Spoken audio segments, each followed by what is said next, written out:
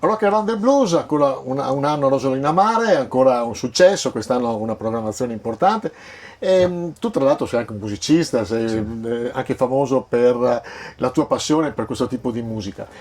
Cosa rappresenta secondo te questo tipo di musica a Rosolina Mare, visto che ormai 15 anni che la proponete, 13 edizioni, eh, parlacene. Allora, questa musica qui è comunque una musica festosa. È un genere musicale che coinvolge chiunque, anche i neofiti, anche chi non ascolta. Quindi a Rosolina Mare abbiamo anche un bellissimo contesto, una bella scenografia naturale e è una cosa che va bene per i turisti perché, come appena detto, è una cosa che va bene per i neofiti e in più è un modo per attrarre anche chi è appassionato che viene a farsi un fine settimana di ferie al mare e con il rock and roll. Diciamo che non siamo molti i festival a livello nazionale che si svolgono in località come questa.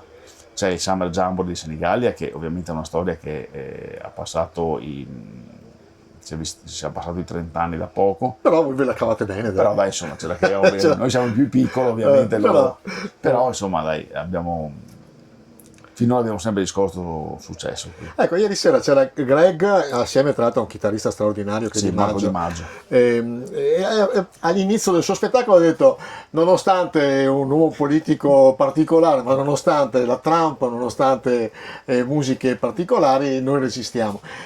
Che involuzione ha avuto la musica? Perché siamo passati da rock and roll anni 50-60 dove c'erano musicisti importanti con una tecnologia tra l'altro molto più scarsa di quella che abbiamo adesso, ma anche poi anche una manualità diversa perché poi adesso musicisti bravi ce ne sono tantissimi. Sì. Cioè nonostante la musica che sta andando adesso è l'antitesi di una musica creativa, sempre quel beat, cioè, perché c'è stata questa involuzione qua? Cioè nonostante tanta gente si avvicina alla musica, tanta gente suona bene. Sì, allora, diciamo che di questa cosa qui, guarda, ne parlavo proprio questa mattina con Greg mentre lo stavo riaccompagnando in stazione e facevamo alcune considerazioni sul fatto che probabilmente negli anni 80 e 90, quando insomma noi eravamo molto affamati di musica, c'era anche una grossa offerta di musica, molto varia, molto variegata, perché all'epoca avevamo un po' di tutto sul piatto, avevamo il New Wave, la New Age, c'era l'heavy metal, c'era l'hard rock, c'era il grunge, Fusion. la fusion, il blues,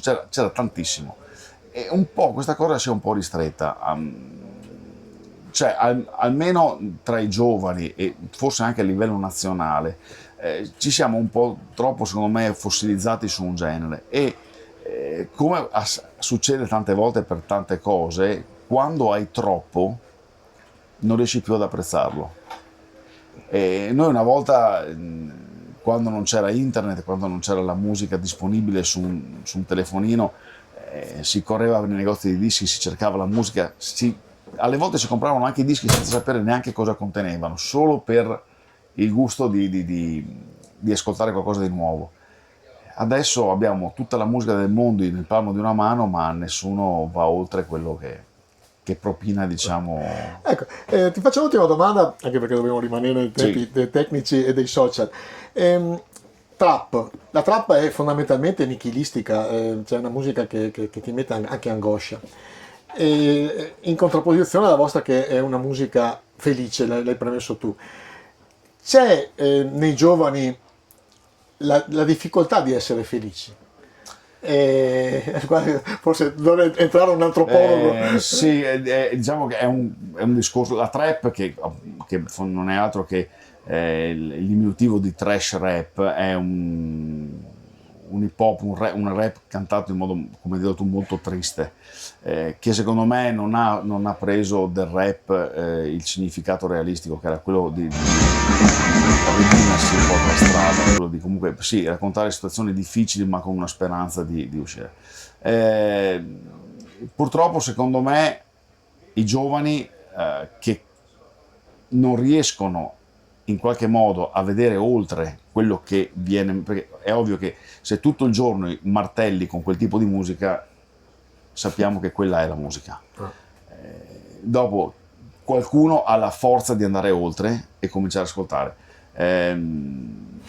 A me è successo anche parlando con giovani ragazzi che improvvisamente, per puro caso, avevano scoperto qualcosa e dicono, ma chi è questo qua?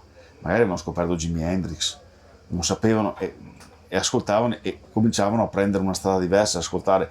E purtroppo ci vorrebbe un po' di quella fame che avevamo noi all'epoca. Non avendo la musica così in un telefonino, andavamo a cercarla. Adesso, se non c'è la voglia di cercare, ci si ferma su quello, si pensa che ci sia solo quello. Comunque viva sempre il rock and roll. Assolutamente.